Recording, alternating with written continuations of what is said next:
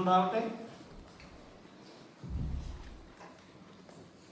ഇവിടെ പ്രകാരം വലിയവനായ ദൈവത്തെ ആത്മാവിലും സത്യത്തിലും ആരാധിപ്പാൻ, മഹത്വപ്പെടുത്തുവാൻ ദൈവം നമുക്ക് തന്ന അവസരത്തിനായിട്ട് ദൈവത്തെ സ്തുതിക്കുന്നു. നമ്മുടെ ആരാധന സ്വർഗം തുറന്ന് സ്വീകരിച്ചതിനായിട്ട് നന്ദിയോടെ ദൈവത്തെ സ്തുതിക്കുന്നു. ഇപ്പോൾ ഇവിടെ നിൽക്കുമ്പോൾ എല്ലാ മുഖങ്ങളും പരിചയമുള്ളതാണ്.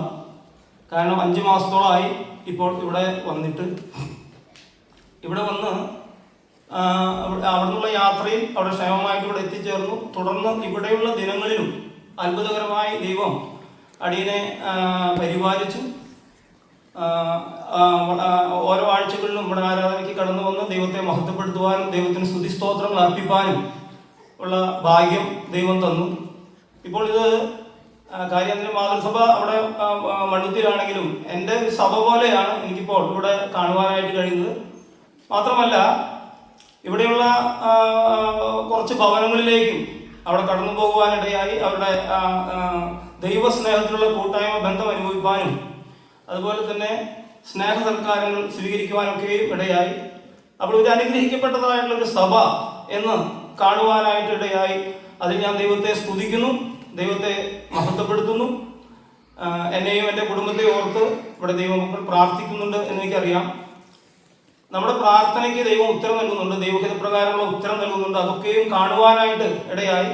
ഇന്നും അത് നമുക്ക് കേൾക്കുവാനായിട്ടിടയായി. അപ്പോൾ അപ്രകാരം തന്നെ ആ പ്രാർത്ഥനയ്ക്ക് ഉത്തരം തരുന്ന ഒരു ദൈവമാണ് നമ്മുടെ ദൈവം, ജീവനുള്ള ദൈവമാണ്. ആ ദൈവത്തെ നന്ദിയോടെ സ്തുതിക്കുന്നു.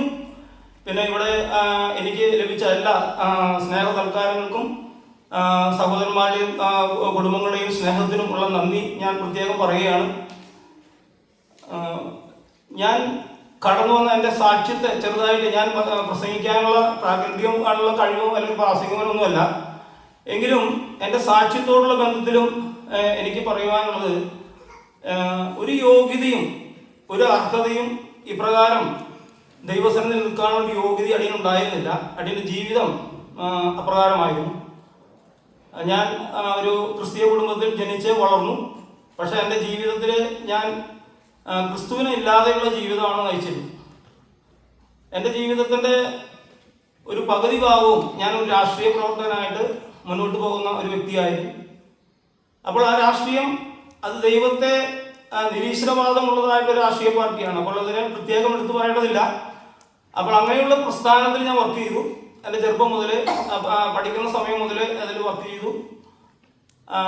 എന്നാൽ എൻ്റെ ആൻറ്റിമാര് ബ്രദറൻ വിശ്വാസത്തിലുള്ളവരാണ്. അവരിൽ നിന്നും സുവിശേഷമൊക്കെ ഞാൻ കേൾക്കുവാനായിട്ടിടയായിട്ടുണ്ട്. പക്ഷേ എൻ്റെ ഹൃദയത്തിലേക്ക് അതെനിക്ക് ഉൾക്കൊള്ളുവാനായിട്ടൊന്നും കഴിഞ്ഞില്ല.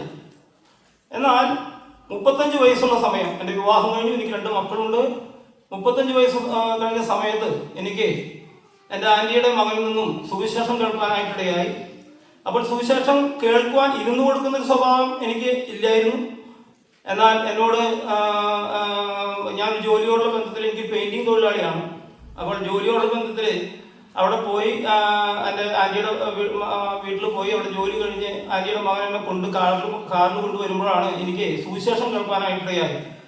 അന്ന് സുവിശേഷം ആ വണ്ടിയിൽ ഇരുന്നൊരു 3/4 മണിക്കൂറോളം ചേട്ടൻ എന്നോട് സംസാരിക്കാനായിട്ടിടയായി. അവിടെ ഫിലിപ്പോസും ഷണ്ണനോടുള്ള ബന്ധത്തിലുള്ളതാണ് എന്നോട് പറഞ്ഞതായിട്ടുള്ള വാക്യം. അപ്പോൾ അത് എൻ്റെ ഹൃദയത്തിൽ അത് എനിക്ക് ഏൽക്കുവാനായിട്ടിടയായി. ഞാൻ പള്ളിയിൽ പോകുന്നുണ്ട്, പള്ളിയുടെ ആചാരങ്ങളും അനുഷ്ഠാനങ്ങളും ആയിട്ട് ഞാൻ മുന്നോട്ട് പോകുന്നു. എന്നാൽ നീ മരിച്ചാൽ നീ സ്വർഗരാജ്യത്തിന് അവകാശിയാകുമോ എന്നുള്ള ചോദ്യം എൻ്റെ ഹൃദയത്തെ ഒന്ന് ഉലച്ചു. അപ്പോൾ ഞാൻ ദൈവവചനം വായിക്കുവാനായിട്ട് തുടങ്ങി. എനിക്ക് ഞാൻ പോകുന്നതായിട്ടുള്ള വഴി അത് നാശത്തിൻ്റെ വഴിയാണെന്നുള്ള ബോധ്യം എൻ്റെ ഉള്ളിലുണ്ടായി. ഞാൻ യേശുക്രിസ്തുവിനെ കർത്താവും രക്ഷിതാവുമായി സ്വീകരിച്ചു. അതിനുശേഷം ഞാൻ താളിക്കോട് ബ്രദറൻ അസംബ്ലിയിൽ അവിടെ വെച്ചിട്ട് തമ്പാൻ സഹോദരൻ്റെ പ്രസംഗം കേട്ടു. അതിൽ വെച്ച് ഞാൻ പരസ്യമായിട്ട് ഞാൻ കൈ ഉയർത്തി. അങ്ങനെ ഞാൻ പൊതുജനത്തിൻ്റെ മുമ്പിൽ ഞാൻ യേശുക്രിസ്തുവിനെ കർത്താവും രക്ഷിതാവുമായി സ്വീകരിക്കുന്നു എന്ന് അവിടെ പറയുവാനായിട്ടിടയായി. തുടർന്ന് ഞാൻ ദൈവത്തെ അവിടെ സ്തുതിച്ചു മാനിച്ചു. ദൈവത്തിൻ്റെതായിട്ടുള്ള കൽപ്പന അനുസരിച്ചും ജീവിക്കാനായിട്ട് എനിക്ക് ഭാഗ്യം തന്നു. എൻ്റെ മക്കൾക്കും എൻ്റെ ഭാര്യയും എൻ്റെ അമ്മയും ഒരുമിച്ചാണ് ഞങ്ങൾ അതിന് തയ്യാറായത്. അതിന് ഒരുപോലെ ദൈവം ഒരുക്കി എന്നുള്ളതാണ്. അങ്ങനെ ഒരുക്കി ഞങ്ങൾ അവിടെ നിന്ന് ദൈവത്തെ ആരാധിച്ചും സ്തുതിച്ചും മാനിച്ചും സേവിച്ചും ജീവിക്കുവാനായിട്ടുള്ള ഭാഗ്യം തന്നപ്പോൾ അത് എൻ്റെ ജീവിതത്തിൽ വലിയൊരു മാറ്റം എനിക്ക് അനുഭവിക്കുവാനായിട്ടിടയായി. അത്തരത്തിലുള്ള ഒരു ജീവിതത്തിലൂടെയാണ് ഞാൻ പോയിരുന്നത്. വലിയൊരു മാറ്റം എനിക്ക് സംഭവിച്ചു. അങ്ങനെ ഞാൻ മണ്ണൂത്തി സഭയോട് ചേർന്നാണ് ഇപ്പോൾ ദൈവത്തെ ആരാധിച്ചും ദൈവത്തെ സേവിച്ചും പോകുന്നത്. അവിടെയുള്ള ദൈവമക്കളുമായിട്ട് ദൈവത്തെ ആരാധിക്കുന്നു. ഇവിടെ കടന്നു വന്നപ്പോൾ ഇവിടെയുള്ള ദൈവമക്കളുമായിട്ട് ആരാധിച്ചപ്പോൾ ഇവിടെയുള്ളതായ സന്തോഷവും അതൊക്കെയും എനിക്ക് അനുഭവിക്കാനായിട്ടിടയായി. ഇതൊക്കെ ലഭിച്ചത് യേശുക്രിസ്തുവിനെ കർത്താവും രക്ഷിതാവുമായി സ്വീകരിച്ചു. സ്വീകരിച്ചപ്പോൾ നമ്മുടെ ഹൃദയത്തിൽ പരിശുദ്ധാത്മാവ് ഒന്ന് വസിപ്പാനായിട്ടിടയായി. ആ ആത്മാവ് നമ്മളെ നേർവഴിയിലൂടെ നടത്തുന്നു. അതായത് ആ ഹൃദയത്തിന്റെ അഗ്രചർമ്മം വലിയവനായ ദൈവം നമ്മളിൽ നടത്തുവാനായിട്ടിടയായി. ആ ഹൃദയത്തിന്റെ അഗ്രചർമ്മം നമുക്ക് ലഭിച്ചപ്പോൾ നമുക്ക് തെറ്റായ വഴിയിലൂടെ നീങ്ങാതെ ദൈവ വഴിയിലൂടെ നീങ്ങുവാനും ദൈവത്തെ മഹത്വപ്പെടുത്തിക്കൊണ്ടുള്ള ജീവിതം നയിക്കാനും ദൈവം സഹായിച്ചു. മക്കൾക്കും ചെറുപ്രായത്തിൽ രക്ഷാനിർണയം പ്രാപിക്കാനുള്ള ഭാഗ്യം ലഭിച്ചു. അവരെ പഠിപ്പിക്കുവാനും ആ കാര്യങ്ങൾക്കൊക്കെയും എനിക്ക് ഭാഗ്യം തന്നു. എന്നാൽ എൻ്റെ ജ്യേഷ്ഠൻ 55 വയസ്സുള്ളപ്പോൾ മരണപ്പെട്ടു, മദ്യത്തിനടിമയായി. അങ്ങനെയുള്ളൊരു പശ്ചാത്തലമാണ് ഞങ്ങളുടെ കുടുംബത്തിലുണ്ടായിരുന്നത്. എന്നാൽ അതിലൊന്നും പെട്ടുപോകാതെ എന്നെ ദൈവം അവിടെ നിന്ന് വീണ്ടെടുത്തു. വളരെ സന്തോഷത്തോടെ സമാധാനത്തോടുകൂടെ ജീവിക്കാൻ ദൈവം സഹായിച്ചു. ഇവിടെ UK വന്ന് മക്കളെ കാണുവാനും കൊച്ചുമകനെ കാണുവാനും ആ സന്തോഷമൊക്കെ അനുഭവിക്കാനുള്ള വലിയ ഭാഗ്യം ദൈവം തന്നു. അപ്പോൾ എൻ്റെ ഹൃദയത്തെ സ്പർശിച്ചതായിട്ടുള്ള ഒരു വേദഭാഗത്തിൽ നിന്നും അല്പസമയം ചിന്തിക്കാനായിട്ട് ആഗ്രഹിക്കുന്നു. നമുക്ക് എല്ലാവർക്കും പ്രാർത്ഥനയോടുകൂടെ ഇരിക്കാം. ഫിലമോൻ എഴുതിയിട്ടുള്ള ലേഖനത്തിൽ നിന്നാണ് പറയുവാനായിട്ട് ഉദ്ദേശിക്കുന്നത്. അതിൻ്റെ ആദ്യ ഭാഗം നമുക്ക് വായിക്കാം. ക്രിസ്തു യേശുവിൽ ബദ്ധനായ പൗലോസും സഹോദരനായ തിമത്തിയോസും ഞങ്ങളുടെ പ്രിയനും കൂട്ടുവേലക്കാരനുമായ ഫിലമോൻ എന്ന നിനക്കും സഹോദരി അപ്പിയയ്ക്കും ഞങ്ങളുടെ സഹപടനായ അർത്തിപ്പോസിനും നിന്റെ വീട്ടിലെ സഭയ്ക്കും എഴുതുന്നത്. അപ്പോൾ ഇവിടെ നമുക്ക് കാണുവാനായിട്ട് കഴിയുന്ന അപ്പോസ്തലനായ പൗലോസ് ആണ് എഴുതുന്നത്. അത് എഴുതുന്നത് ഫിലമോനെ ആണ് എഴുതുന്നതെന്ന് നമുക്കിവിടെ കാണുവാനായിട്ട് കഴിയും. അപ്പോൾ ഇവിടുത്തെ പുതിയ 3 വ്യക്തിത്വങ്ങളെ നമുക്ക് നോക്കുമ്പോൾ നമുക്ക് കാണുവാനായിട്ട് കഴിയുന്നത് ഒന്ന് പൗലോസിനെയാണ്, പിന്നെ നമുക്ക് കാണുവാനായിട്ട് ഫിലമോനെയാണ്, പിന്നെ നമുക്ക് താഴത്തേക്ക് വായിച്ചു വരുമ്പോൾ നമുക്ക് അവിടെ ഒനോസിമോസിനെയും നമുക്ക് കാണുവാനായിട്ട് കഴിയും. എന്നാൽ അവരാണ് ഇതിലെ പ്രധാനപ്പെട്ടതായിട്ടുള്ള കഥാപാത്രങ്ങളായിട്ട് നമുക്ക് കാണുവാനായിട്ട് കഴിയുന്നത്. പിന്നെ അതിന് 3-ാം വാക്യത്തിൽ പറയുന്നു, നമ്മുടെ പിതാവായ ദൈവത്തിൽ നിന്നും കർത്താവായ യേശു ക്രിസ്തുവിൽ നിന്നും നിങ്ങൾക്ക് കൃപയും സമാധാനവും ഉണ്ടാകട്ടെ. ആ സഭയ്ക്കും ആ കുടുംബത്തിനും ദൈവനാമത്തിലെ അവിടെ നിന്ന് ദൈവനാമത്തിലെ അവരെ അവിടെ നിന്ന് ആശീർവദിക്കുന്നതായിട്ട് നമുക്കവിടെ കാണുവാനായിട്ട് കഴിയുന്നു. അതിൽ 4-ാം വാക്യം വായിക്കുമ്പോൾ, കർത്താവായ യേശുവിനോടും സകല വിശുദ്ധന്മാരോടും നിനക്കുള്ള സ്നേഹത്തെയും വിശ്വാസത്തെയും കുറിച്ച് ഞാൻ കേട്ടിട്ട് നമ്മിലുള്ള എല്ലാ നന്മയുടെയും പരിജ്ഞാനത്താൽ നിന്റെ വിശ്വാസത്തിന്റെ കൂട്ടായ്മ ക്രിസ്തുവിനായി സഫലമാകേണ്ടതിന് എൻ്റെ പ്രാർത്ഥനയിൽ നിന്നെ ഓർത്ത് എപ്പോഴും എൻ്റെ ദൈവത്തിനെ സ്തോത്രം ചെയ്യും.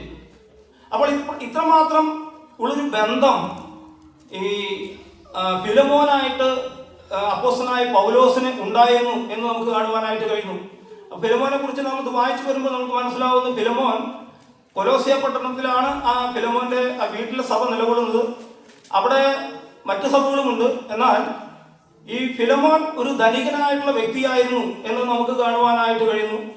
ആ ധനികനായിട്ടുള്ള ആ വ്യക്തിയോട് ഇത്രമാത്രം അടുപ്പം, സ്നേഹം അവിടെ നിന്ന് ഉണ്ടാക്കുവാനുള്ള കാരണം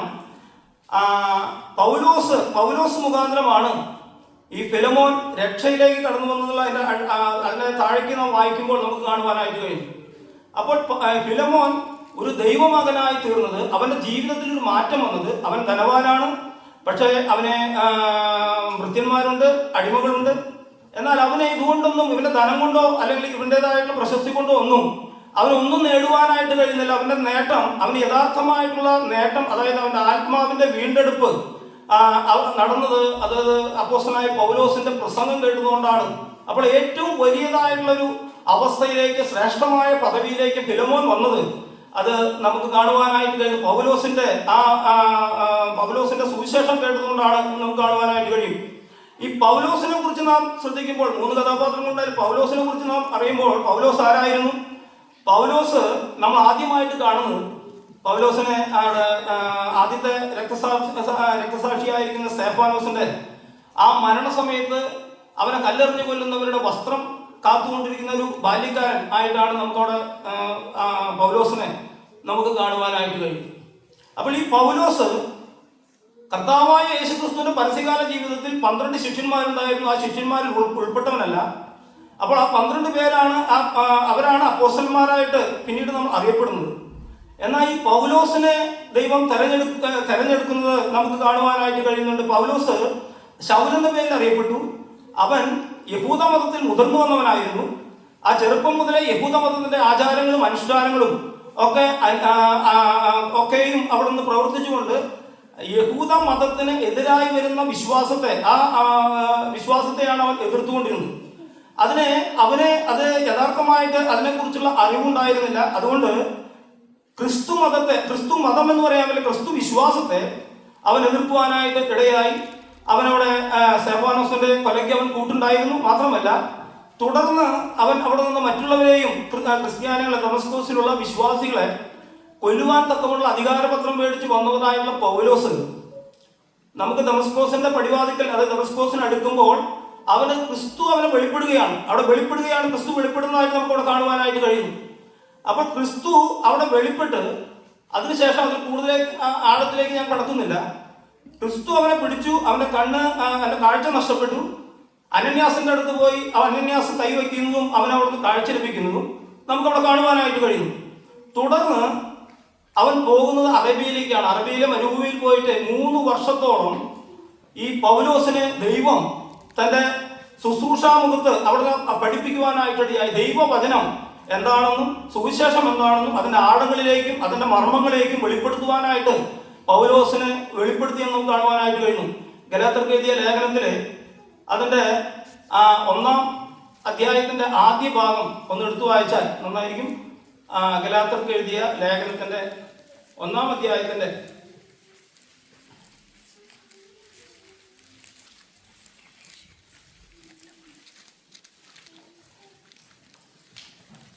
ആദ്യത്തെ വാക്യം.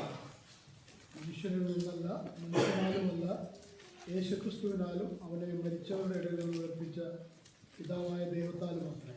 അവിടെ വളരെ വ്യക്തമായിട്ട് ആരാണ് സുവിശേഷം അപ്പോസ്തലനായ പൗലോസിനെ പഠിപ്പിച്ചതെന്നാണ് നമുക്കവിടെ കാണുവാനായിട്ട്. മനുഷ്യരിൽ നിന്നല്ല, മനുഷ്യനാലുമല്ല. അപ്പോസ്തലന്മാരുടെ അടുത്തേക്ക് പൗലോസ് പോയിട്ടില്ല. പൗലോസ് കർത്താവായ യേശുക്രിസ്തുവിൽ നിന്നും ദൈവത്തിന്റെ ആത്മാവിനാൽ പൗലോസിനെ പഠിപ്പിച്ചതായിട്ടാണ് നാം വായിക്കുമ്പോൾ നമുക്ക് മനസ്സിലാവാനായിട്ട് കഴിയുന്നത്. അപ്പോൾ വളരെ ശക്തിയോടുകൂടെ ദൈവത്തിന്റെ വചനം വെളിപ്പെട്ട് കെട്ടി അപ്പോസ്തലനായിട്ട് പൗലോസിനെ തിരഞ്ഞെടുത്തത് വലിയവനായ ദൈവമാണ് എന്ന് നമുക്ക് ആ വാക്യത്തിൽ നിന്ന് നമുക്ക് കാണുവാനായിട്ട് കഴിയും. മാത്രമല്ല സുവിശേഷത്തിന് വേണ്ടി ഒരു പോരാളിയെ പോലെ അവിടെ നിന്ന് ഫൈറ്റ് ചെയ്തിട്ടുള്ള ഒരു വ്യക്തിയാണ്. ഗലാത്യർക്ക് എഴുതിയ ലേഖനത്തിൽ വളരെ വളരെ വ്യക്തമായിട്ട് നമുക്ക് കാണുവാനായിട്ട് കഴിയും.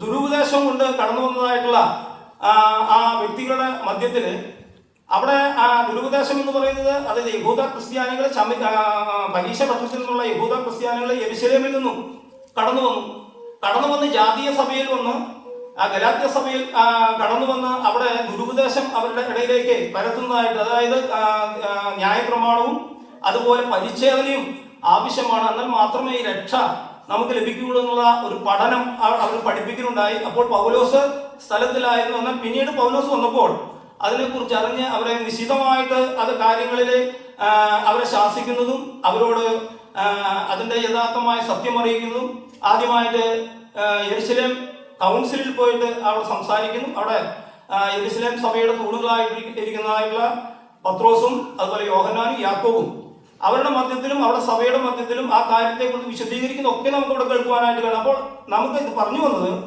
പൗലോസ് എന്ന വ്യക്തി, ആ വ്യക്തിയെ ദൈവം മാറ്റിമറിച്ചു എന്നതാണ്. അപ്പോൾ ഓരോ വ്യക്തികളുടെയും ജീവിതത്തിൽ പെട്ടെന്നാണ് ഒരു മാറ്റം കടന്നു വരുന്നത്.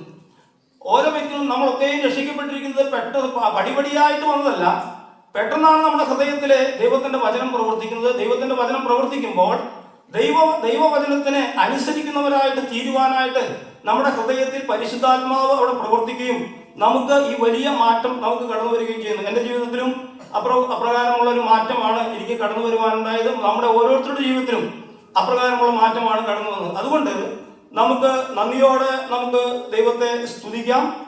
പിന്നെ നമുക്ക് കാണുവാനായിട്ട് തന്നെ തുടർന്ന് അതിൻ്റെ താഴെ ഭാഗത്തേക്ക് നമുക്ക് വായിക്കാം. 7-ാമത്തെ വാക്യത്തിൽ പറയും, സഹോദര, വിശുദ്ധന്മാരുടെ ഹൃദയം നീ തണുപ്പിച്ച നിമിത്തം നിന്റെ സ്നേഹത്തിൽ എനിക്ക് വളരെ സന്തോഷവും ആശ്വാസവും ഉണ്ടായി. അവിടെ അപ്പോസ്തലനായിട്ടുള്ള പൗലോസ് ഫിലമോനെ കുറിച്ചിട്ടുള്ള ഒരു സാക്ഷ്യമാണ് അവിടെ പറയുന്നത് നമുക്ക് കാണുവാനായിട്ട് കഴിയുന്നത്. ഈ ഫിലമോൻ ദൈവഭാഗത്തേക്ക് കടന്നപ്പോൾ അവനുണ്ടായിട്ടുള്ള ആ സ്നേഹവും അവന്റെ വിശ്വാസത്തിന്റെ തീക്ഷ്ണതയും അവന്റെ വിശ്വാസികളായിട്ടുള്ള കൂട്ടായ്മ ബന്ധവും നമുക്ക് അവിടെ കാണുവാനായിട്ട് കഴിയുന്നു. ഇതൊക്കെയും അവനെ ഒന്നും കൂടെ ഉണർത്തിക്കുകയാണ്. ദൈവിക ജ്ഞാനത്തിൽ അവനിലേക്ക് ഒന്നും കൂടെ അത് പറഞ്ഞുകൊണ്ടാണ് ഈ ലെറ്റർ എഴുതുന്നത് നമുക്ക് കാണുവാനായിട്ട് കഴിയും. പിന്നെ നമ്മുടെ 8-ാം വാക്യത്തിൽ പറയുകയാണ്, ആകയാൽ യുക്തമായത് നിന്നോട് കൽപ്പിപ്പാൻ ക്രിസ്തുവിൽ എനിക്ക് വളരെ ധൈര്യമുണ്ടെങ്കിലും പൗലോസ് എന്ന വയസ്സനും ഇപ്പോൾ ക്രിസ്തു യേശുവിന്റെ ബദ്ധനുമായിരിക്കുന്ന ഈ ഞാൻ സ്നേഹം നിമിത്തം അപേക്ഷിക്കത്രേ ചെയ്യുന്നത്. പൗലോസ് എന്താണ് എന്ന് നമുക്ക് എല്ലാവർക്കും അറിയാം. പൗലോസ് ആരാണ്? അപ്പോൾ ഇത്രത്തോളം ദൈവിക വെളിപ്പാടുകൾ ലഭിച്ചതായിട്ടുള്ള പൗലോസ് ഇവിടെ പറയുന്നതായ കാര്യങ്ങൾ വളരെ താഴ്മയോടെ വിനയത്തോടു കൂടെ ഫിലമോനോട് പറയുകയാണ്. ആകയാൽ യുക്തമായത് നിന്നോട് കൽപ്പിപ്പാൻ ക്രിസ്തുവിൽ എനിക്ക് വളരെ ധൈര്യമുണ്ടെങ്കിലും പൗലോസ് എന്ന വയസ്സനും ഇപ്പോൾ ക്രിസ്തുവിന്റെ ബദ്ധനായിരിക്കുന്ന ഞാൻ സ്നേഹം നിമിത്തം അപേക്ഷിക്കത്രേ ചെയ്യുന്നത്. അവിടെ താഴ്മയുടെ ഒരു അനുഭവം കർത്താവായ യേശു ക്രിസ്തുവിൽ നിന്നും ലഭിച്ചതായിട്ടുള്ള താഴ്മയുടെ അനുഭവം. നമ്മുടെ കർത്താവ് എപ്പോഴും താഴ്മയുള്ളവനായിരുന്നു, വിനയത്തോടു കൂടെ സംസാരിച്ചു.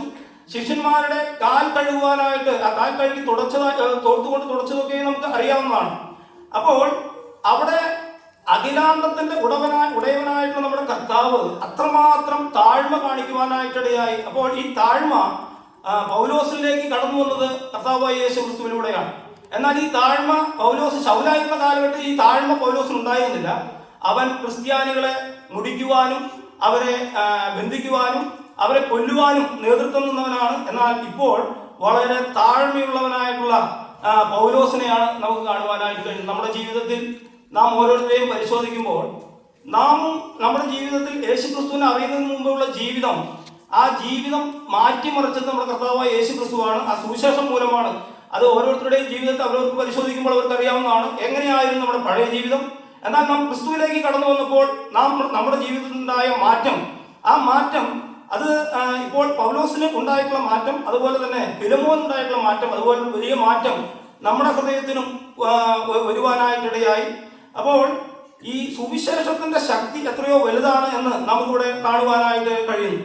അതിനുശേഷം 10-ാം വാക്യത്തിൽ പറയുന്നത്, തടവിലിരിക്കുമ്പോൾ ഞാൻ ജനിപ്പിച്ച എൻ്റെ മകനായ ഒനോസിമോസിന് വേണ്ടി ആകുന്നു നിന്നോട് അപേക്ഷിക്കുന്നു.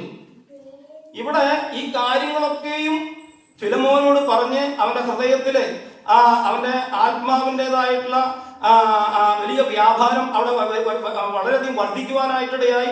അവൻ അപ്രകാരം തന്നെയായിരുന്നു ഫിലമോനെ കുറിച്ച് ഭംഗിവാക്ക് പറഞ്ഞതല്ല. ഫിലമോൻ വീട്ടിലൊരു സഭയുണ്ടായിരുന്നു, സഭയിലെ ശുശ്രൂഷകൾ ചെയ്യുന്നവനായിരുന്നു. അതുപോലെ അവിടെ അപ്പിയ എന്ന് പറയുന്നുണ്ട്, അത് അവരുടെ ഭാര്യയായിരിക്കാനുള്ള സാധ്യതയാണ് കാണുന്നത്, വ്യക്തമായി പറഞ്ഞിട്ടില്ല. എങ്കിലും അത് വീട്ടിലെ സഭയാണ്. അപ്പോൾ ഇവിടെ പിന്നെ പറയുന്നത് അർക്കിപ്പോസിനും എന്ന് പറയുന്നത് അവന്റെ മകനായിരിക്കാം.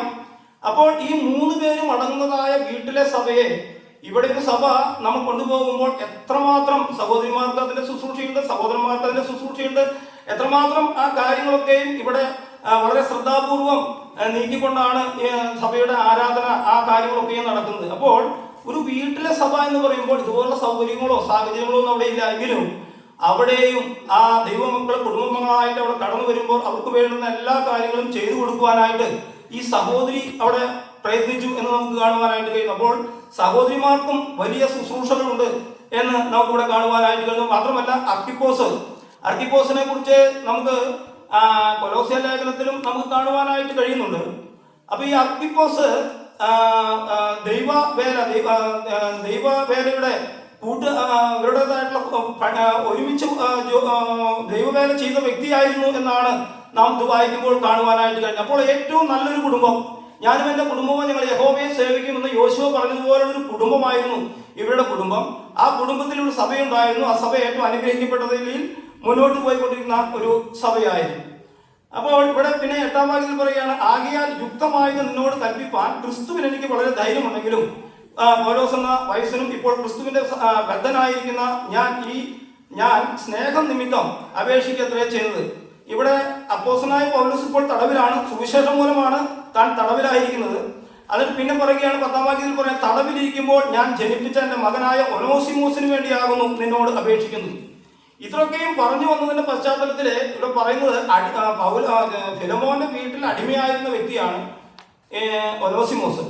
ഈ ഒനോസിമോസ് അവിടെ അടിമയായിരുന്നപ്പോൾ അന്ന് അടിമ വ്യാപാരം നിലനിന്നിരുന്നതായ ഒരു കാലഘട്ടമായിരുന്നു.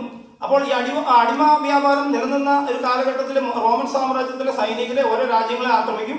അതിനുശേഷം അവിടെ തോൽപ്പിച്ച് അവിടെ നിന്നും കഴിവുള്ളവരെയും സൗന്ദര്യമുള്ളവരെയും അതുപോലെ തന്നെ ആരോഗ്യമുള്ളവരെയൊക്കെയും കൊണ്ടുവന്ന് ആ അടിമച്ചന്തയിൽ കാലികളെ വിൽക്കുന്നത് പോലെ അതിന്റെ ആ ഗുണഗണങ്ങൾ പറഞ്ഞ് വിൽക്കുന്ന ഒരു സ്വഭാവം ആ കാലഘട്ടത്തിൽ ഉണ്ടായിരുന്നു. അപ്പോൾ ഈ അടിമകളെ മേടിക്കുവാനും അവിടെ ആ സമയത്ത് അവിടെയുള്ള ധനാഢ്യന്മാരായിട്ടുള്ള ആളുകൾ കടന്നു വരും. അങ്ങനെ ഒരു അടിമ ആയിട്ട് ഒനോസിമോസ് വന്നു. ആ ഒനോസിമോസ് അടിമയായിരുന്ന ഒനോസിമോസ് അവന്റെ വീട്ടിൽ നിന്നും ഒരു തെറ്റ് ചെയ്തിട്ടാണ് അവിടെ നിന്ന് പോയതെന്നാണ് നമുക്ക് കാണുവാനായിട്ട് കഴിയുന്നത്. അതിന്റെ 17-ാം വാക്യത്തിൽ നമുക്ക് അവിടെ കാണുവാനായിട്ട് 18-ാം വാക്യത്തിൽ പറയുന്നു, അവൻ നിന്നോട് വലുതും അന്യായം ചെയ്തിട്ടോ കടപ്പെട്ടിട്ടോ ഉണ്ടെങ്കിൽ അത് എൻ്റെ പേരിൽ കണക്കിട്ട് കൊള്ളുക എന്ന് പറയുന്നു. അതിൽ നിന്ന് നമുക്ക് മനസ്സിലാവുന്നത് ഈ ഒനോസിമോസ് അവിടെ ഒരു തെറ്റ് ചെയ്തതിന് ശേഷം അവിടെ നിന്നും ഓടിപ്പോന്നതാണ്. ഓടിപ്പോന്നത് താൻ അവിടെ നിന്ന് പിന്നെ ചെന്നെത്തിയത് കാരാഗ്രഹത്തിൽ തന്നെയാണ്, റോമൻ കാരാഗ്രഹത്തിലാണ്. അപ്പോൾ അവൻ പിന്നീടും അത് ആവർത്തിച്ചിരിക്കുവാൻ സാധ്യതയുണ്ട്. അപ്പോൾ വളരെ തെറ്റുകളുടെയും പാപത്തിന്റെയും വഴിയിൽ നടന്നതായിട്ടുള്ള ഒനോസിമോസ് അവൻ അവിടെ നിന്ന് റോമൻ കാരാഗ്രഹത്തിൽ എത്തിച്ചേർന്നു. ആ റോമൻ കാരാഗ്രഹത്തിൽ അവൻ എത്തിച്ചേരുവാനും അവിടെ ആ കാരാഗ്രഹത്തിൽ വെച്ച് സുവിശേഷം കേൾക്കുവാനും രക്ഷിക്കപ്പെട്ട് ദൈവമകനായി തീരുവാനും പൗലോസിനെ ശുശ്രൂഷ ചെയ്യുന്നവനുമായി തീർന്നു. പൗലോസ് പിന്നെ അവന് പറയുന്നതായ വാക്കുകൾ നമുക്ക് അവന്റെ ഹൃദയം നിറഞ്ഞതായ വാക്കുകൾ നമുക്ക് തുടർന്ന് വായിക്കുമ്പോൾ നമുക്ക് അവിടെ കാണുവാനായിട്ട് കഴിയും. അപ്പോൾ ഈ ഒനോസിമോസിന് വേണ്ടി അവിടെ യാചിക്കുന്നതായിട്ട് അവിടെ അപേക്ഷിക്കുന്നതായിട്ട് നമുക്ക് കാണുവാനായിട്ട് കഴിയും. തടവിലിരിക്കുമ്പോൾ ഞാൻ ജനിപ്പിച്ച എൻ്റെ മകനായ ഒനോസിമോസിന് വേണ്ടി ആകുന്നു നിന്നോട് അപേക്ഷിക്കുന്നത്. പൗലോസ് അവിടെ അപേക്ഷയുടെ സ്വരത്തിലാണ് അവിടെ പറയുന്നത്. എന്നാൽ പൗലോസിനെ അവിടെ ആജ്ഞാപിക്കാനുള്ള കഴിവുണ്ട്, അതിനുള്ള അധികാരമുണ്ട്. പക്ഷെ അപ്പൊ അതിൽ നിന്ന് നമുക്ക് മനസ്സിലാക്കുവാനായിട്ട് കഴിയുന്നത് അവന്റെ മേൽ കർത്തൃത്വം നടത്തുന്നവനായിട്ടല്ല, അവനെ സ്നേഹിക്കുകയും പരിപാലിക്കുകയും ചെയ്യുന്നതായിട്ടുള്ള ഒരു വ്യക്തിയായിട്ടാണ് അപ്പോസ്തലനായ പൗലോസ് ആ സ്നേഹത്തിൽ അവർ തമ്മിലുള്ള സ്നേഹത്തിന്റെ ബന്ധത്തിൽ അവിടെ അപേക്ഷിക്കുന്നതായിട്ട് നമുക്ക് കാണുവാനായിട്ട് കഴിയുന്നത്. ഇത് തന്നെ നമ്മുടെ ജീവിതത്തില് നമ്മുടെ ആയിരുന്നതായ അവസ്ഥ നമ്മൾ ഈ ഒനോസിമോസിനെ പോലെ പാപത്തിൽ ജീവിച്ചിരുന്ന വ്യക്തികളായിരുന്നു. നമുക്ക് ഒട്ടും മാറ്റമൊന്നുമില്ല. ദൈവസന്നിധിയിൽ നാം നോക്കുമ്പോൾ നാം ദൈവത്തോട് അവിടുന്ന് മത്സരിക്കുന്നവരും പാപം ചെയ്തവരും ദൈവതേജസ് നഷ്ടപ്പെട്ടവരും അന്ധകാരത്തിലേക്ക് ഓടിപ്പോകുന്നവരും ആയിട്ടുള്ള വ്യക്തികളായിരുന്നു നാം ഓരോരുത്തരും. എന്നാൽ നമുക്ക് വലിയവനായ ദൈവത്തിന്റെ കരുണ നമുക്ക് ലഭിച്ചു. ആ കരുണ ലഭിച്ചത് കൊണ്ടാണ് നമുക്ക് ഈ സന്നിധി ഇപ്പോൾ പ്രകാരം ദൈവസന്നിധിയിൽ കടന്നു വരുവാനും അതിപരിശുദ്ധ സ്ഥാനത്ത് കടന്നു വരുവാനും നമുക്ക് ഭാഗ്യം ലഭിച്ചത്. അപ്പോൾ ഇവിടെ പറയാൻ തടവിലിരിക്കുമ്പോൾ ഞാൻ ജനിപ്പിച്ച എൻ്റെ മകനായ ഒനോസിമോസിന് വേണ്ടിയാകുന്നു നിന്നോട് അപേക്ഷിക്കുന്നത്. അപ്പോൾ നമ്മുടെ ജനനം ഒരു മനുഷ്യൻ യേശുക്രിസ്തുവിനെ സ്വീകരിക്കുമ്പോൾ അവൻ പുതു സൃഷ്ടിയായി തീരുന്നു എന്ന് നമുക്ക് കാണുവാനായിട്ട് കഴിയുന്നു. ഇവിടെ ഈ ഒനോസിമോസിനെ തടവിന് സുവിശേഷം പറഞ്ഞ് ജനിപ്പിക്കുവാനുള്ള ഭാഗ്യം പൗലോസിന് ലഭിച്ചു. അപ്പോൾ പൗലോസ് കാരാഗ്രഹത്തിലായിരിക്കുമ്പോഴും കപ്പലിലായിരിക്കുമ്പോഴും കപ്പൽ ജയത്ത് എവിടെ ആയിരിക്കുമ്പോഴും പൗലോസിന്റെ വായിൽ നിന്ന് വരുന്ന സുവിശേഷമാണ്. സുവിശേഷത്തിന്റെ ഒരു ബന്ധനവുമില്ല. എവിടെ പോയാലും സുവിശേഷം പറയുന്ന ഒരു വ്യക്തിയായിട്ട് നമുക്ക് പൗലോസിനെ കാണുവാനായിട്ട് കഴിയും. ഇവിടെയും കാരാഗ്രഹത്തിലും അവൻ സുവിശേഷം പറയുവാനായിട്ടിടയായി. അവിടെ ഒനോസിമോസ് ഒരു ദൈവത്തിന്റെ മകനായി തീർന്നു. പിന്നെ അവനെയും ഫിലമോനെയും തമ്മിൽ ബന്ധിപ്പിക്കുവാനുള്ളതായിട്ടുള്ള കാര്യങ്ങളാണ് തുടർന്ന് നമുക്കവിടെ കാണുവാനായിട്ട് കഴിയുന്നത്. ഇവിടെ പറയുകയാണ് 11-ാം വാക്യത്തിൽ, അവൻ മുമ്പേ നിനക്ക് പ്രയോജനമില്ലാത്തവനായിരുന്നു, ഇപ്പോൾ നിനക്കും എനിക്കും നല്ല പ്രയോജനമുള്ളവൻ തന്നെ. യേശുക്രിസ്തു നമ്മുടെ ഉള്ളിൽ വന്നപ്പോൾ നാം പ്രയോജനമില്ലാത്തവരായിരുന്നു, ദൈവത്തോട് ശത്രുത്വം പുലർത്തുന്നവരായിരുന്നു, യാതൊരു ഗുണവും നമുക്കുണ്ടായിരുന്നില്ല. എന്നാൽ ഇന്ന് നാം പ്രയോജനമുള്ളവരാണ് എന്ന് നാം പറയുമ്പോൾ ഔദാര്യം, മനസ്സും ദയയും മനസ്സരവും ദീർഘക്ഷമയൊക്കെയും അതൊക്കെയും ദൈവത്തിൻ്റെതായിട്ടുള്ള ആ ഘടകങ്ങളൊക്കെയും ആ സ്വഭാവ ഗുണങ്ങളൊക്കെയും നമ്മളിലേക്ക് പകർന്നു തന്നു പരിശുദ്ധാത്മാവിനാൽ നമുക്ക് പകർന്നു തരുവാനായിട്ടിടയായി നമ്മുടെ ജീവിതത്തിൽ ഇത് ചോർന്നു പോകുന്നുണ്ടോ എന്ന് നാം പരിശോധിക്കേണ്ടത് ആവശ്യമാണ്. നാം അത് ആത്മാവിന്റെ ഫലങ്ങളെ പുറപ്പെടുവിച്ചുകൊണ്ട് ഗലാത്യർക്കെഴുതിയ ലേഖനത്തിൽ നമുക്ക് കാണുവാനായിട്ട് കഴിയുന്നുണ്ട്. ആത്മാവിന്റെ ഫലങ്ങളെ നമുക്ക് കാണുവാനായിട്ട് കഴിയുന്നുണ്ട്.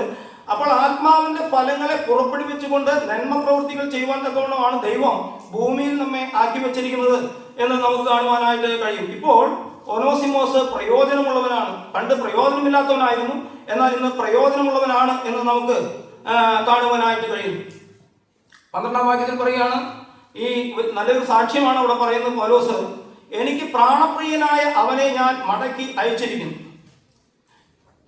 അവിടെ ഒനോസിമോസ് അവൻ ഒരു മോഷ്ടാവാണ്, അവൻ അതുപോലെ തെറ്റ് ചെയ്തവനാണ്. പക്ഷെ ഇവിടെ യേശുക്രിസ്തുവിൽ അവൻ പുതുസൃഷ്ടിയായപ്പോൾ പൗലോസ് അവനെ കുറിച്ച് പറയുകയാണ്, എനിക്ക് പ്രാണപ്രിയനായവനെ ഞാൻ മടക്കി അയച്ചിരിക്കുന്നു. അപ്പോൾ ഏത് താണ അവസ്ഥയിലുള്ളതായ മനുഷ്യൻ, അതായത് വർഗവർണ്ണ വ്യത്യാസമില്ലാതെ യേശുക്രിസ്തുവിന്റെ സുവിശേഷം കേട്ട് രക്ഷയിലേക്ക് കടന്നു വരെ ഉൾക്കൊള്ളണം എന്ന് ഉള്ള ഒരു സന്ദേശം കൂടെ നമുക്കിവിടെ കാണുവാനായിട്ട് കഴിയാണ്. ഇവിടെ ആ ഒനോസിമോസ് പൗലോസിന് ഏറ്റവും പൗലോസിന് പ്രയോജനമുള്ളവനാണ്, മാത്രമല്ല എനിക്ക് പ്രാണപ്രിയനാണ് എന്ന് നമുക്കിവിടെ കാണുവാനായിട്ട് കഴിയുന്നു. അപ്പോൾ ദൈവവചനം അനുസരിച്ച് പൊതുവിശ്വാസികളായിട്ട് സഭയിലേക്ക് കടന്നു വരുന്നവരെ ഈ അനുഭവത്തിലൂടെ, ഈ സന്ദേശത്തിലൂടെ വേണം നാം കാണുവാൻ, നമ്മുടെ കണ്ണിൽ കാണുവാൻ. ഒരിക്കലും അവരോട് ആ വേറുകൂറ് പോലെ കാണിക്കരുത് എന്നുള്ള ഒരു ധ്വനി നമുക്ക് അവിടെ കാണുവാനായിട്ട് കഴിയുന്നു. പിന്നെ പറയുകയാണ്, 13-ാം വാക്യത്തിൽ പറയുകയാണ്, സുവിശേഷം നിന്നുള്ള തടവിൽ എന്നെ ശുശ്രൂഷിക്കേണ്ടതിന് അവനെ നിനക്ക് പകരം എൻ്റെ അടുക്കൽ തന്നെ നിർത്തിക്കൊള്ളുവാൻ എനിക്ക് ആഗ്രഹമുണ്ടായിരുന്നു. അവിടെ പൗലോസിന് വേണമെങ്കിൽ അവിടെ നിർത്താം, അവിടെ ഫിലമോൻ അത് അറിയില്ല. പക്ഷേ യേശുക്രിസ്തുമായി നിരപ്പ് പ്രാപിച്ചു, യേശുക്രിസ്തുവിനെ കർത്താവും രക്ഷിതാവുമായി സ്വീകരിച്ചു, ഒരു ദൈവമകനായി തീർന്നു. എന്നാൽ മനുഷ്യനോട് എന്തെങ്കിലും പാപമുണ്ടെങ്കിൽ, അവനോട് എന്തെങ്കിലും തെറ്റുകളുണ്ടെങ്കിൽ അതും നിരപ്പ് പ്രാപിക്കേണ്ടത് നമ്മുടെ വിശ്വാസ ജീവിതത്തിൽ ആവശ്യമാണ് എന്ന് നമുക്കിവിടെ കാണുവാനായിട്ട് കഴിയുന്നു. ഇവിടെ ഫിലമോൻ ഒരു ദൈവമകനാണ്. അപ്പോൾ ഒനോസിമോസും യേശുക്രിസ്തുവിൽ ജനിച്ചവനാണ്. അപ്പൊ ഈ ഒനോസിമോസ് ഫിലമോനോട് പാപം ചെയ്തിട്ടുണ്ട്, അവൻ അന്യായം ചെയ്തിട്ടുണ്ട് എന്ന് വ്യക്തമാണ്. അപ്പോൾ അതിനെ മടക്കി അയക്കുകയാണ്. എവിടേക്ക് ഫിലമോന്റെ അടുത്തേക്ക് മടക്കി അയക്കുന്നു. ആ മടക്കി അയച്ച് ആ ഫിലമോനുമായിട്ട് നിരപ്പ് വന്ന് ആ ദൈവസ്നേഹത്തില് നിലനിൽപ്പാൻ തക്കവണ്ണം അവനെ പറഞ്ഞയക്കുന്നതായിട്ട് കാണുവാനായിട്ട് കഴിയുന്നു. അതല്ലാതെ അവനെ തൻ്റെ അടുത്ത ശുശ്രൂഷയ്ക്കായിട്ട് നിയമിക്കാതെ അവനെ അവിടേക്ക് അയക്കുകയാണ്. കാരണം ഈ ഫിലമോൻ പണം കൊടുത്തു മേടിച്ച അടിമയാണ്. ജഡപ്രകാരം അവനുള്ള അധികാരം മുഴുവനും ഫിലമോനുണ്ട്. കാരണം അവന്റെ അവകാശം അവനാണ്. അതായത് അവൻ പണം കൊടുത്ത് മേടിച്ചതായ ഒരു അടിമയാണ്. അപ്പോൾ അവനെ അറിയിക്കുവാൻ, അവനോട് അറിയിച്ച് ആ കാര്യങ്ങൾ അവനെ ഉൾക്കൊള്ളുവാനും അവനൊരു ദൈവമകനാണെന്ന് അറിയിക്കുവാനും അതുപോലെ തന്നെ അവനുമായി നിരപ്പ് പ്രാപിച്ചുകൊണ്ട് ക്രിസ്തീയ ജീവിതത്തിൽ മുന്നോട്ട് പോകുവാൻ തക്കവണ്ണം അവനെ അയക്കുന്നതായിട്ട് നമുക്ക് അവിടെ കാണുവാനായിട്ട് കഴിയുന്നു. അപ്പോൾ നമ്മുടെ ജീവിതത്തിലും നാം ദൈവത്തോട് നിരപ്പ് പ്രാപിച്ചവരാണ്. എന്നാൽ നാം മനുഷ്യരോട് എന്തെങ്കിലും തെറ്റുകൾ, നമ്മുടെ കൂട്ടു സഹോദരന്മാരോട് എന്തെങ്കിലും തെറ്റുകളോ കുറവുകളോ ഉണ്ടെങ്കിൽ അവിടെയും നിരപ്പ് പ്രാപിച്ചുകൊണ്ട് വേണം നമ്മുടെ വിശ്വാസ ജീവിതത്തിൽ നാം മുന്നോട്ട് പോകാൻ എന്നുള്ള സന്ദേശം നമുക്ക് അവിടെ നിന്നും നമുക്ക് ലഭിക്കുന്നു. പിന്നെ തുടർന്ന് നാം വായിക്കുമ്പോൾ അതിന്റെ 15-ാം വാക്യത്തിൽ പറയുകയാണ്, അവൻ അല്പകാലം വേറിട്ട് പോയത് അവനെ സദാകാലത്തേക്കും നിനക്ക് ലഭിക്കേണ്ടതിനെ ആയിരിക്കും. അവിടെ നമുക്ക് കാണുവാനായിട്ട് ഫിലമോന്റെ അവിടെ നിന്ന് ഓടിപ്പോകുന്നതായിട്ടുള്ള ഒരു ദാസൻ, ഒരു അടിമയാണ് ഒനോസിമോസ് എന്ന് കാണുവാനായിട്ട് കഴിയുന്നു. എന്നാൽ ഒനോസിമോസിനെ നല്ലൊരു മകനായി പ്രയോജനമുള്ളവനായിട്ട് തിരിച്ചയക്കുന്നതായിട്ടാണ് നമുക്ക് അവിടെ കാണുവാനായിട്ട് കഴിയുന്നത്.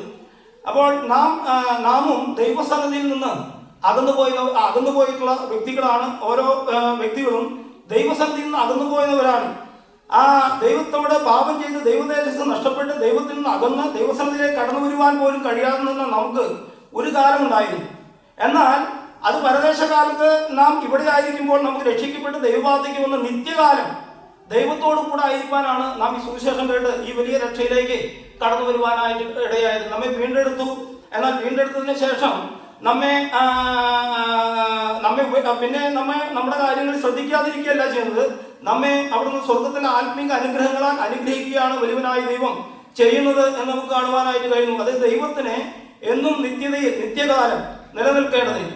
അപ്പോൾ നമ്മൾ ഓരോരുത്തരും അപ്രകാരമാണ് നമ്മെ ദൈവം വിളിച്ചു പേരിച്ച് ഇവിടെ ഒനോസിമോസും അവൻ അല്പകാലത്തേക്ക് അവിടെ നിന്ന് ഫിലമോന്റെ അടുത്തേക്ക് നിന്ന് പോന്നുവെങ്കിലും അവൻ ഇവിടെ വന്നു ദൈവമകനായി നിത്യകാലം ഇനി അവന് പ്രയോജനമുള്ള ദൈവത്തിനും മനുഷ്യർക്കും പ്രയോജനമുള്ളവനായിട്ട് ഒനോസിമോസ് ആയിത്തീരുന്നതായിട്ട് നമുക്ക് ഇവിടെ കാണുവാനായിട്ട് കഴിയുന്നു. അത് സാക്ഷ്യം പറയുന്നത് അപ്പോസ്തലനായ പൗലോസാണ്. അതിൽ 12 വാക്യം പറയുന്നത് അവൻ ഇനി ദാസനല്ല, ദാസനും ഇത് പ്രിയ സഹോദരൻ തന്നെ. അവൻ സുവിശേഷത്താൽ എനിക്ക് പ്രിയനെങ്കിൽ നിനക്ക് ജഡസംബന്ധമായും കർത്തസംബന്ധമായും എത്ര അധികം. എത്രയോ അനുഗ്രഹിക്കപ്പെട്ടതായിട്ടുള്ള വാക്കുകളാണ് ഇവിടെ പറയുവാനായിട്ടിടയായത്. അവൻ ഇനി ദാസനല്ല, ദാസനും ഇത് പ്രിയ സഹോദരൻ. ഒനോസിമോസ് ജനിച്ചത് അപ്പോസ്തലനായ പൗലോസിൽ നിന്നാണ്. അപ്പോസ്തലനായ പൗലോസിന്റെ സുവിശേഷം കേട്ട് രക്ഷിക്കപ്പെട്ടു വന്നതാണ് ഒനോസിമോസ്. അപ്രകാരം തന്നെയാണ് ഫിലമോനും ജനിക്കുവാനായിട്ട് ഇടയായത്. അപ്പോൾ ആത്മീയ പിതാവ് അപ്പോസ്തലനായ പൗലോസാണ്, ഇവർ സഹോദരന്മാരാണ്. അങ്ങനെ ഒരു അർത്ഥം അതിൽ നിലനിൽക്കുന്നുണ്ട്. മാത്രമല്ല സുവിശേഷത്താൽ രക്ഷിക്കപ്പെട്ട് കടന്നു വരുന്നവർ എല്ലാവരും സഹോദരങ്ങളായിട്ട് ആണ് നമുക്ക് ദൈവവചനത്തിൽ കാണുവാനായിട്ട് കഴിയുന്നത്. ദൈവവും അത് തന്നെയാണ് ഉദ്ദേശിക്കുന്നത്. അതായത് നമുക്ക് ദൈവവചനം വായിക്കുമ്പോൾ നമുക്ക് കാണുവാനായിട്ട് കഴിയും ആദിജാതനായിട്ട് കർത്താവായ യേശു ക്രിസ്തുവിനെ ആ സഹോദരന്മാരിൽ ആദിജാതനായിട്ട്. അപ്പോൾ നമ്മുടെ സഹോദരന്മാരായിട്ട് കർത്താവായ യേശു ക്രിസ്തുവിന്റെ ആ കൂട്ടു സഹോദരന്മാരായിട്ട് ദൈവം കാണുവാനായി ആഗ്രഹിക്കുന്നു. കർത്താവായ യേശു ക്രിസ്തുവിന്റെ ശരീരത്തിന്റെ സഭയുടെ അവയവങ്ങളായിട്ട് കാണുവാനായിട്ട് ദൈവം ആഗ്രഹിക്കുന്നു. അങ്ങനെ പലവിധമായ ആത്മീക അനുഗ്രഹങ്ങളും വലിയവനായ ദൈവം തന്റെ പുത്രനിലൂടെ നമുക്ക് തന്നു. ദൈവത്തിന്റെ മന്ദിരമാക്കി നമ്മെ തീർത്തു. പരിശുദ്ധാത്മാവിനാൽ മുദ്രയിട്ട് ദൈവത്തിന്റെ മന്ദിരമാക്കി നമ്മെ തീർത്തു. മാത്രമല്ല ഇരുട്ടിന്റെ അധികാരത്തിൽ നമ്മെ വീണ്ടെടുത്ത സ്നേഹസ്വരൂപനായ പുത്രന്റെ രാജ്യത്തിൽ ആക്കി വെച്ചു. എത്രയോ അനുഗ്രഹങ്ങളാണ് വലിയവനായ ദൈവത്തിന്. എന്നാൽ ഈ ലോകമനുഷ്യരെന്ന് പറയുമ്പോൾ അവർക്കതൊരു കെട്ടുകഥയായിട്ടും അവർക്ക് ഒരു നുണക്കഥയായിട്ടൊക്കെ അവർക്ക് തോന്നും. അപ്പോൾ അതിന് വചനമുണ്ട്, ക്രൂശിന്റെ വചനം നശിച്ചു പോകുന്നവർക്ക് മോക്ഷത്വവും രക്ഷിക്കപ്പെടുന്ന നമുക്കോ ദൈവശക്തിയുമാകുന്നു. ആ ദൈവശക്തിയിലേക്ക് കടന്നു വരുവാൻ കഴിയുന്ന സുവിശേഷം കേട്ട എല്ലാവർക്കും അത് കടന്നു വരുവാൻ സാധിക്കുന്നില്ല.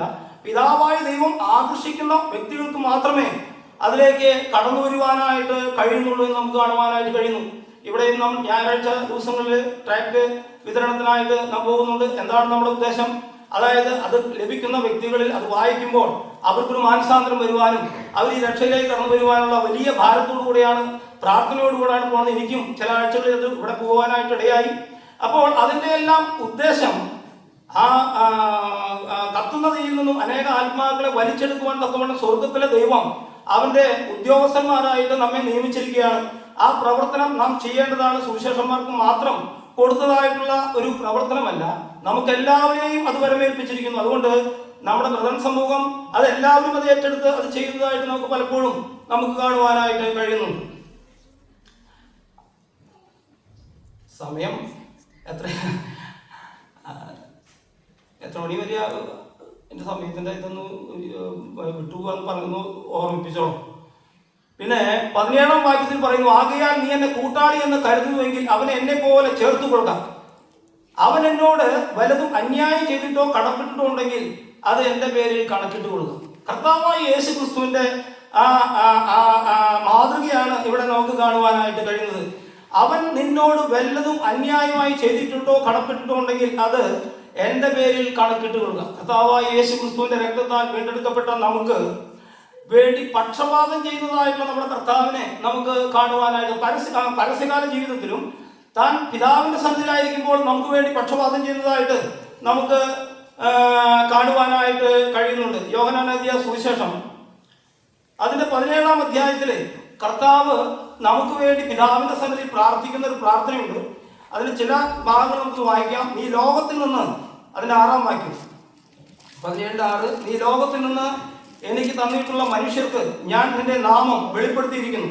അവർ നിനക്കുള്ളവർ ആയിരുന്നു, നീ അവരെ എനിക്ക് തന്നു. അവർ നിന്റെ വചനം പ്രമാണിച്ചിരിക്കുന്നു. നീ എനിക്ക് തന്നതെല്ലാം നിന്റെ പക്കൽ നിന്ന് ആകുന്നു എന്ന് അവർ ഇപ്പോൾ അറിഞ്ഞിരിക്കുന്നു. നീ എനിക്ക് തന്ന വചനം ഞാൻ അവർക്ക് കൊടുത്തു. അവർ അത് കൈക്കൊണ്ടു. ഞാൻ നിന്റെ അടുക്കൽ നിന്ന് വന്നിരിക്കുന്നു എന്ന് സത്യമായിട്ട് അറിഞ്ഞു. നീ എന്നെ അയച്ചു എന്ന് വിശ്വസിച്ചുമിരിക്കുന്നു. ഞാൻ അവർക്ക് വേണ്ടി അപേക്ഷിക്കുന്നു, ലോകത്തിന് വേണ്ടിയല്ല. നീ എനിക്ക്